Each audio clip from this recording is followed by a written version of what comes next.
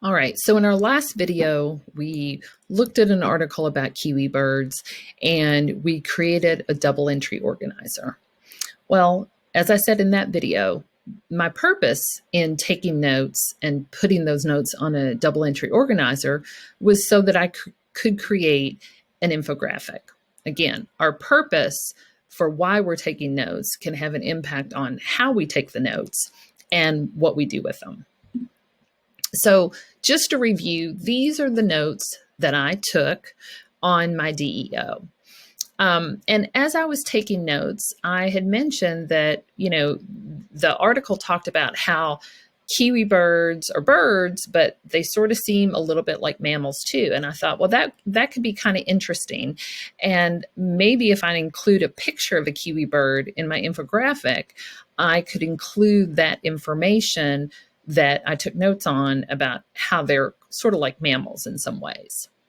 So this is what I have started to do for my infographic on kiwi birds. You can see that I've included some pictures, and I've also included some of the information that I wrote down on my double entry organizer. So the fact that they're found in New Zealand, that they lay very large eggs, that the eggs are 1/5 the size of the mother.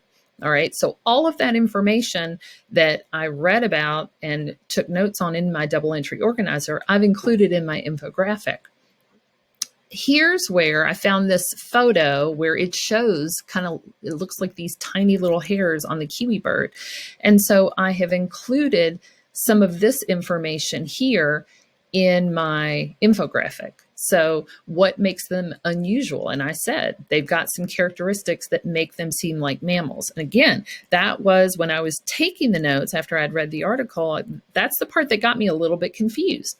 But again, my double entry organizer helped me keep track of what was confusing me. And then I could go back into the source, into the text, and figure out what I had misunderstood. All right. So I am using my DEO to create this infographic. Whenever you use a DEO, you'll think about what your purpose is, and then that will help you determine how you take notes in the DEO and maybe some of those questions and connections that you have as you're using it.